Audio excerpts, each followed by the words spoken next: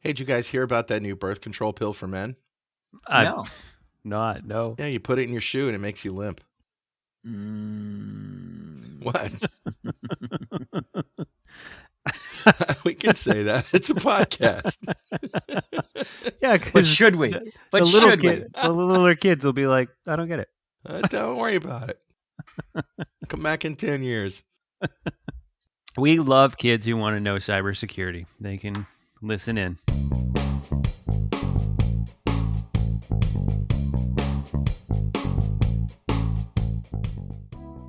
Hey guys, what's up? Hey, how's it going? It's cold enough for you? outside. It's getting there. It's getting there. It's getting there. Actually, today it's like 50 out here. Yeah, but It's but gorgeous. Saturday when this episode drops, look out. So does the temperature. Oh, is it going to be that bad? Yeah, and I have a gig on Saturday, and it's going to be 18 freaking degrees Fahrenheit. Oh my God, that's awesome. We're gonna be one here. I can't One. wait. One? One. Wow. I guess Was I it- get the coastal breezes, that warm. Ron White said that he was in a place where the temperature was 0, and someone said, "What's the temperature?" He said, "There isn't any." That's funny. That skit was awesome by him. Believe it or not, I actually have something to report from the field today. I have an iPhone. You guys have iPhones? Yes, sir. All right. Well, Maybe. okay. Oh my God. Yeah, we did. Bad. Maybe. Who's asking? Yeah. The spam calls have been off the hook crazy. Yeah. And this is the ongoing saga of Carl's getting spammed constantly. So Well, you keep blocking the number when I call. now I'm getting calls from fake contacts. Wow. Have you guys seen this? I've not. No. Yeah, so it would be like, some made up name, but instead of just a number, it would be a name. Wow. And somehow the spam callers are getting around the fact that you don't have Interesting. their names in your And so if you're like me and you got 4,000 names in your contact list, you see this thing and it's, Oh, it's Bill Johnson. yeah, right. Sure, From Bill. Raleigh, North Carolina. It's like, well, I know people in Raleigh. Maybe I took this person's phone, whatever. Yeah. And I answer it and it's like, did you know your car warranty is about to expire? Good God, they'll stop at nothing. Mm-hmm. Well, that's because some What idiot says, hey, I need a new warranty on my car?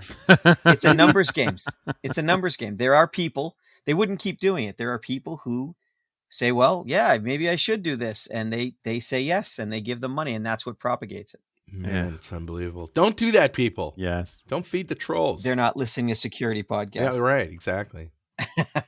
All right, we have quite a few stories here. Dwayne, what do you want to lead off with? Let's start off with infecting yourself. Yeah. Hoisted by your own petard. Okay, Patrick, what's the etymology of petard? I believe a petard is a sword. Yeah, it's a military term, isn't Yes. it? Hoisted Yeah, by That's your why I own turned to our petard. military consultant. I believe it's a sword, and you are hoisted on it. It means you end up getting impaled on your own sword. Right. Ah. So, but of course it became an innuendo, hoisted by your own petard. Yeah. Wait, is that possible? I don't think you could do it, but Everything changes to innuendo in Carl's mind. That's right. Yeah. Especially with swords and petards. No. So this is a common thing that happens to script kiddies. People who Well, are not. So I would even venture to say more seasoned people as well. But Oh yeah, continue. I'm terrified Yes. when we're working with ransomware Yep. that I'm going to screw up and infect myself or infect our systems. Yes. That's why I always go to Carl's house to do it. That makes. I send it to Carl. Hey, could you test this out for me? Just click on it. So this one was interesting because it's a Indian linked cyber espionage group, and they have a whole bunch of names: Patchwork, Dropping Elephant, China Straits, Quilted Tiger, depending on who finds them doing what. And now we have their real names. Right. So what's interesting is Malwarebytes, and I want to bring this topic up too as to how legal this is, but Malwarebytes somehow gained access to the command and control structure for a RAT, so a remote access Trojan that this group has been using and sending out to people. So for those of you who haven't been following, a RAT, someone sends out a Word document or an email or whatever, and you double click on something and it installs a piece of software on your computer that's constantly listening and reporting screenshots and your keystrokes and all your passwords and that sort of stuff. Hmm. So let's say you're developing a new rat, like we're all wanting to do, and you're testing it out. Who do you test it on? Carl. Of course. Right? As a developer, if you're building a new website, where do you build it? You're like, I just built it on my local box and I was testing it. The classic paradigm of it works on the developer's box, but nowhere else. They did the same thing. They decided to build a rat and they said, you know what? We'll test it out, make sure it works. And they did that. And yeah, it worked great. And they sent it out to all sorts of people to steal all sorts of things. And then Malwarebytes found out, hey, the first people in that database are those guys. Yeah. So they grabbed all of their information and key logs and screenshots. And Wow. So they didn't reset the database after that. No. And that's classic. I've actually heard this story multiple times. Not about this particular group, but over the years, big ransomware command and control structures. And then you get into them, and then in there, the first record is usually developers themselves. So what's the career advice for the criminals listening? Make sure you cover your tracks. Right. Always reset your database when it goes to production. Don't give them advice. Turn yourself in. We have more advice later on. Yeah, turn yourself in. Go outside and pose for a satellite photo. So it's interesting that I always wonder the legality of like Malwarebytes lab threat intelligence team got onto the command and control structures, which are clearly not their servers. Now, I get it. They're doing nefarious things and that sort of stuff. But I thought Malwarebytes is one of the good guys. I've always used they are. them. Oh, They absolutely. Yeah. So we don't know what it could be that they're working in conjunction with law enforcement. It could be that they're that they've, found a loophole where because the server communicated to them that they're allowed to communicate back. Who knows? Maybe. There's also different laws in different jurisdictions. Yeah. I say power to them. I think there should be. I'm a I proponent agree. of hackback, but it's not essentially hackback's not legal. Right. No, I agree. And because it's so easy to find attribution, like who did it? So if you have the rat installed locally on a VM, like Malwarebytes probably does, because they're trying to figure out what it does. Yeah. There's no guess game as to who it's talking to. It's like being slapped back by Sidney Poitier in the heat of the night. To be topical. A moment of silence, You please. slap me, I slap you. Yeah, definitely. He was the best. All right, favorite movie with Sidney Poitier? Heat of the Night? Heat of the Night, Patrick? Yeah. Oh, come on, people. Sneakers. Oh, well, Is he in okay. Sneakers? Yeah. Oh, I'm too old to He remember was that. the CIA agent. Of course, that's It's Robert your favorite Redford. movie. Yeah. Heck yeah. Yeah. All right, should we move on to Yes. more Log4j stuff? Yeah, this is more of a, hey, be careful out there. So most of you have probably heard about Log4j at this point, and if you haven't, well, you Go haven't back been and listening to listen. this podcast. That's for sure. But there's a new ransomware, not new actually, Night Sky ransomware gang's been around for a while, and they keep exploiting using whatever the latest thing is, and they're now started using Log4j, specifically targeted at VMware Horizon servers. Okay. So if you have a Horizon server and it's externally facing, just keep an eye, be careful, update those servers. VMware does have a workaround right now to shut down the Log4j vulnerability, but just keep an eye on it. Has anybody else been sued since last week for not? I think that was a patching? threat. I think That was a threat. Yeah, that not was yet. a warning. Yeah. I don't think anybody's actually gone to court, but it's basically they're trying to extend if you found out that toasters were catching fire and burning down houses and you did nothing about it, you're culpable in the same way if you Right. don't patch this. Sure. And I think they're trying to extend physical world Right. liability in this way. And I think that's good. That's the only thing that's going to protect us. Yeah. Right. I agree. 100%. Cool. All right. So this one isn't really pertinent unless you have those VMware Horizon servers. And they're you're going to not hear patched. that a lot. There's going to be lots of that trickling out. Here's the lesson. And here's where I think Log4j is going to change the landscape in the long run. S-bombs, and that's not an explosive device, is a software bill of materials. And so right now, it's rare for any company to release their software bill of materials. In other words, divulging that they're using Dev Express tools, or they're using this control, or they're using this backend database, or they're using Log4j or any other modules. That's going to start becoming de rigueur. It's going to become a requirement. Oh, we're acquiring your software. If you don't provide an SBOM, we can't buy your software. And that's going to start happening with big banks and other companies that have realized if we can't quickly identify what systems this thing is in, we can't not waste time looking for it in places where it's not. Yeah. Right. And so they're going to drive the market to track. And then what that leads is to a market where there'll be some software app where you load the SBOM, which I'm not sure if is a standardized, I don't think there's a standard for it yet. Maybe it's an XML file into a database. And so the next time this comes up, you just do a search for, what Log4j, these 5 systems, these 15 solutions have it. Yep. Let's go test those. And then we're done. Yeah. So that's the good news, is it's going to make us better about figuring out what's actually running in our environments. Bad news is it's going to be painful for a lot of these vendors. Yeah, I'm actually surprised that that's not a thing now. Because I think with open source software, and correct me if I'm wrong, like Carl, you probably know better with all the development work you've done. Like, I think you have to put in your license agreement if you're using open source, right? Isn't there? You do, but it can be buried in your license agreement. It depends on whether it's, GNU or what it is. MIT license. Yeah. And those are like, they're in there. It's just who reads the license agreement. But what we'll probably end up with is there'll be the README, the license agreement, and there'll be the SBOM.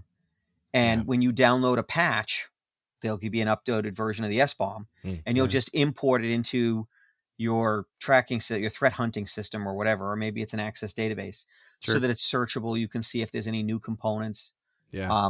Maybe they'll have to have the version so you can check the version again, exploit DB. Right. Yeah. I think this is the beginning.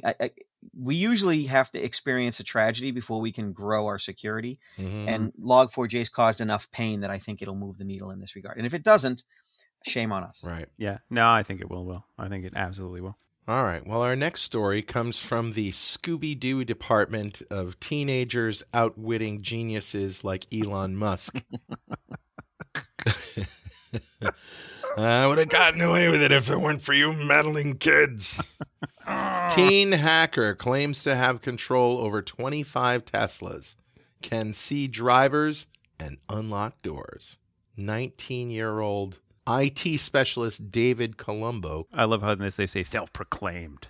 Yes, IT I am specialist. An IT specialist. He claims to have found a security flaw in Tesla's systems and remotely gained access. Yeah, so it's interesting. Colombo, which awesome last name, by the way. Yeah, awesome. But Colombo here says he has access to these Tesla systems and can see like the drivers through the internal camera, can see all the sensors, can see all sorts of lock the doors, unlock the doors, change the radio stations, all that good stuff on 20-ish, 25 different Teslas in different countries all around the Wow. world. Now, this got brought to the news because he was posting on Twitter saying, oh my gosh, I have 20 Teslas that I have access to in 10 different countries. I really wish I could notify the owners, but there's no way for me to find them. That's really cool. Twitter to the rescue, huh? Yeah, if you find yourself in a situation where you're controlling cars, SCADA systems, nuclear missiles, power grids, and you have no idea who to contact, tweet it. Maybe you'll get their attention. They'll be calling you soon. So needless to say, Tesla actually does have an open bug bounty system where you can submit these things and you just probably couldn't find $5,000, $10,000. Yeah, and he's young and awesome. He probably has a very bright future in cybersecurity if at 19. I was going to say that maybe if Tesla's bug bounty page can't be found by an IT specialist, maybe they got other problems. Right. All right. Hey, Elon, you need a redesign of that website? Yeah, give me a call, man. I'm going to tweet that. You should. You should. Clearly, it's too hard to find. Clearly. Well, this is a big concern. Everybody's worried about as we get more invasive technology, self-driving cars, the brakes and things like that. We got to do a better job. It's kind of like the autonomous vehicles. They've been actually Tesla has been one of the most, and I'll say this carefully, reckless companies when it comes to self-driving cars, because they keep pushing the envelope. And while that's good for the technology and the like figuring things out, Mm. it's bad for the technology in terms of perception of safety. Right. Sure. So, I understand, but if a company goes out and does self-driving cars and kills 5,000 people, then it's going to set it back at 10 years before people accept the technology. For everybody. Security is the same way. Yeah. Which is odd though, because if you think about it, if everybody was in a self-driving car, there would be less deaths. Well, we believe that. Right. But there's and lots of statistically, people, it looks like there would be. I agree. Right? But a lot of people don't believe that yet because they're saying that, a computer, again, there's two sides to it, but we have to get the security right on things like medical devices and vehicles and power plants and things like that. And the latest news shows that we're behind the curve. Mm-hmm. Yeah. On that Dwayne, happy I'm note. going to tweet a picture of you and your Jolly Roger screensaver because that's awesome. That's you like my Yeah.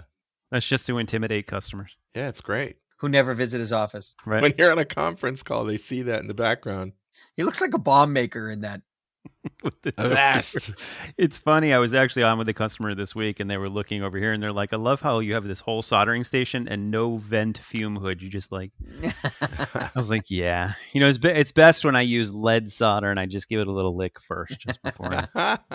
Whereas I look like I'm writing the manifesto. All right, what's next? Next would be, this is an interesting one. This is Microsoft Defender, which we've all touted as a fantastic tool and does a great job and, all that good stuff at finding malware. It says Microsoft Defender weakness lets hackers bypass malware detection. Whoa. Yeah, so this one's kind of cool. I know. Stop getting so excited. This was awesome. It's awesome. Which, in Dwayne speak, that means it's bad. It's dangerous. Exactly, right? I'm a child of the 80s. Who likes sneakers. Right. So what's really cool about this one is when you have Windows Defender, which is, looking for malicious software and viruses and that sort of stuff, there are certain pieces of software you run that are false positives. So you open them up and Defender goes, whoa, I think this thing's trying to do something weird, right? And a lot of us go, oh, no, it's okay, Defender, don't worry about it. When you do that, it adds an exclusion in the registry of your computer to say, don't worry about this location. Don't worry about the D drive. Don't worry about D:// this software or whatever. That's not a big deal. The big deal is that registry key is open to everyone to read. So if you're a malware guy or girl, and you're going to deploy malware, you just need to then go to this registry and go, where can I put it? You're not going to look. And Defender goes, oh, I'm not looking over there. Wow. And then you go, okay, cool. Wow. So it's kind of cool. There'll be a patch, I'm sure, that comes down that locks down that key. So this is what happens when hippies write software, right? Because hippies are like, peace and love and everybody's cool. And, we just want to make everybody's life better. Hey, man, the cops are over there. You should party that way. Wow. Right. That's pretty judgy. Let he who has no bugs cast the first stone. Yeah, okay. I thought so. Tongue firmly planted in cheek. All right. Well, I mean, this is the good news is this will get fixed quick. Sure. And it was found by a researcher, and it hasn't been seen. It's not like anybody's seen it actively in the field. Right. So I bet it's fixed soon. Mm-hmm. Yeah. Mm-hmm. Yeah. Microsoft's really good about that.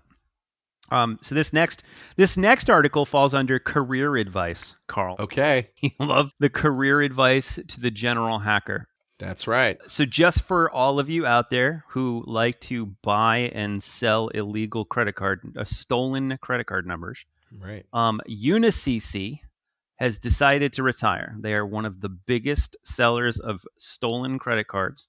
They've made approximately $360 million, and they said, you know what, we're out. We're done. Hey, quit while they're ahead. So right? How does a website offer, what is that, add to cart? I mean, how does one do that? It is. And you know what's funny is this is very much like a Dread Pirate Roberts, because there was a company before them who did the same thing. And they made hundreds of millions of dollars, and they said, you know what, we're out. And that created this big vacuum. And Unicc went, we could do that. And they went in and they made $400 million. And then, Yeah. I just don't understand how a company like that can operate legally and be in selling illegal wares without being arrested or shut down by the FBI or whatever. Well, it's about finding them and what jurisdiction they're in, and and where they're running out of and whether they're running only on Tor. That is such bullcrap. And the fact that they sold $358 million worth of stolen credit cards. That's not how much money was pulled off the credit cards. Unbelievable. That's which is much more. Yeah, you may buy you may buy a credit card for $10, right? For a stolen credit card and then be able to use it. But yeah. Wow. I believe they had more services. I think they sold the skimmers that you could use too, and they would actually print the cards for you if you wanted to, because they have Visa and MasterCard stock and that sort of stuff. So it was a full service shop, but there'll be a void. So if anybody wants to spin up their own illegal credit card selling company, you can pull about 300 and 400 million before you retire. Okay. Take about a year and a half. Apparently it's legal because they did it for so long. Or there must be loopholes. That's not the lesson. Must be loopholes there. Before that, it was a company called Joker's Stash, and they retired too, and wealthy and rich, and handed it off to young Wesley. Again, I think these companies will start getting caught a little more often as we see bigger players enter the field who really care and who have the ability. The problem is, if Dwayne and I decided that we wanted to go after these guys, we'd have to break the law to do it. Mm-hmm. And we're quite frankly not interested in jail. So if we had some way for us to contribute our services to work for the government to shut these things down, then we would. But currently nothing like that's emerged. So this next story makes me really happy. It's from Objective-C, SEE, not the language Objective-C, the Mac malware of 2021. So these guys have put together a PDF file, which by itself is really dangerous to download a PDF file from the internet. And I'm wondering if that PDF file, which has the list of malware that's affected Macs, is actually containing malware. But because then it would... It would be truth in advertising. It's like... I checked this link. This link is also in a newsletter from SANS Institute, and they do a pretty good job of testing. Oh, good. Because what's funny is you sent me this article. I didn't find it in the dark web. Yeah, you sent me this article, and I wouldn't click on that PDF. Hell no, I was like, that's nice. No. But what makes me happy about it is that the acknowledgement that Macs get malware. Because Macs for so long... What are you talking about? Apple Mac users had their noses held high at Windows users. They looked down at us because we were ridden with malware, and Macs never get bugs. Right. Well, there was an incident years ago where Macs were starting to get malware, and their support was denying it, even though they knew that was real. I remember that, and that gave them a little bit of a black eye. And then there have been bugs. Basically, Mac is Linux, and there's been ways to exploit Mac. It's just they weren't a big enough part of the market. That's right. For a while, but now they are. They're fully part of the market. They don't get as much. News cycles. They don't get as much attention because you don't get as many Windows 10 bugs either. It's shifted from client to server. I tell you what, man. Windows 11 at the studio, my machine, I upgraded to Windows 11, having all sorts of USB problems. Like keyboard stops working. I pull it in another keyboard, USB keyboard. That doesn't work. I put something else in the same USB port. It works just fine. Keyboards all of a sudden don't work. But I have a Bluetooth keyboard, and that works fine. So you tell me what's going on there, Sparky. You need a rubber ducky. Yeah, I need something. I need a rubber truck. A rubber ducky is a USB drive that looks like a keyboard, but it puts in malware. Yeah, if somebody ever hands you a USB key and says, "Here, copy my file," so you're like, "I'm sorry." All right, so moving on. Tell me about the Salesforce issue here. What is that all about from the record? So it's a good news thing. So what? It's requiring all users to use multi-factor authentication. We don't do good news. Dwayne, this is not awesome, okay? Yeah, I know. I'm so depressed right now. It's no bueno. Fine. We're trying to raise the bar. Bueno. So what this story says is that starting next month, if you have a Salesforce account, you will be required to set up multi-factor authentication, which means you need an authenticator or some other, way for them to go beyond just a password. And that's what we recommend to everybody for everything. Yeah. And it's the new normal. It's the new table stakes. Yep. You have to go there. It's not impregnable. There's still ways around it, but it's harder. It's much harder. And I would say it's safer to do the sort of, rather than use an authenticator app, which could be hacked, right? So can your SIM. Just do the regular text message 2FA kind of. Yeah, but your SIM can be hacked too, and your and your email can be hacked. I'd like to say that the SIM being hacked is a higher barrier to entry. I mean, it's not like person of interest where you walk over and you go boop and clone someone's SIM, but unfortunately, you just call up a support tech and ask them to do it for you. Or at least you won't admit that you know how to do that. I'm just saying it's harder than one button push. So, 2 buttons. You got to hit 2 buttons. Right. In order. There's no absolute security. We've said that before. The security is a spectrum, and it doesn't go all the way to 11 or even to 10. You can get 99% secure, 99.999% secure. There's still a chance. There's still a problem somewhere. If you want your data at 100% secure, delete it. Yep. Yeah. And even then, even deleting it, it can be recovered. Even then, it could be undeleted. Or better yet, don't ever create it. Yeah. What did we say? We found that you could recover data from a 32nd of an inch of a disk shard. Oh, yeah. Of a sharded disk. Yeah. Wow. Yeah. I mean, it's not a lot of data, but it's still sectors. But it's some data. So I think it's good news. I think it's something other platforms should follow. It's a pain. And what do I always say? Convenience is the enemy of security. Or more often, it's security is the enemy of convenience. No, this is not the convenience podcast. Security convenience is the this enemy week of developers. That's for sure. Yeah, developers hate job security, man. Job security. Yeah, for you. Yeah, it is. So this is good news. Yeah, it is. All right, one last thing from CISA. It's an alert about understanding and mitigating Russian state-sponsored cyber threats to U.S. critical infrastructure. I had to get Russia listed on a show. So yeah, of course. Not today, Russia. Not today. Not my circus, not my monkey. Again, it's an example of the U.S. government getting in the game and starting to play it. Tomahawks. Play it for real. Tomahawk. How about javelins? tanks? The new tomahawk. Javelins are good too. Tanks. Oh my God. Okay. So what happens here? So basically this is the government posting a document that says, Russia, we got our eye on you. Yeah. Warning people that critical infrastructure is more inbounds. Not, it's not allowed, but it's where they're seeing more and more attacks in that regard. This also shows that Cyber Command and CISA are watching this. Right.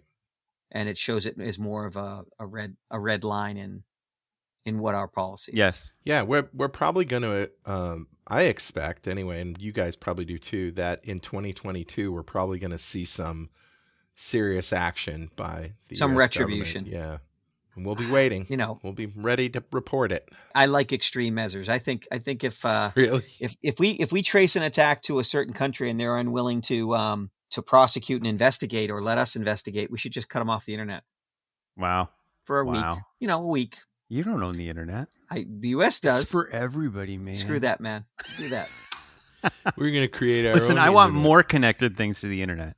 Okay. That's I'm looking nice. for more targets. Go right ahead. We create our own internet.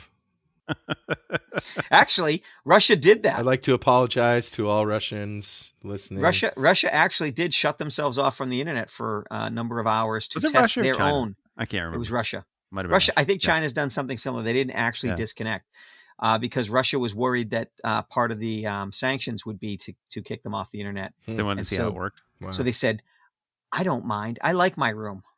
Huh. Yeah. Okay. Yeah, exactly. That's the tough part. It's like, hey, I'm going to punch you in the face if you do this. I'm going to punch myself in the face. Like, okay. When my oldest daughter was a kid, she was impossible to punish because if we sent her to her room, she'd just read. Yeah. And we were like, well, we can't take books away from her. That would be, that doesn't work. Right? That you would be must very watch television. Bad television. Yeah, societies that took books away never are good. So I guess we're gonna, talk about the rats, the rat race, and the rats are winning. So that'll be our Yes. title, hoisted by their own petard. Yeah, hoisted on their own petard. All right, guys, that's a show. All right. You got a Great plane to talking to you. catch. So we'll Yes, sir. We'll see you next week. Sounds good. Undisclosed location. All right. Skiff. All right. See you later. Bye. See you guys. Bye.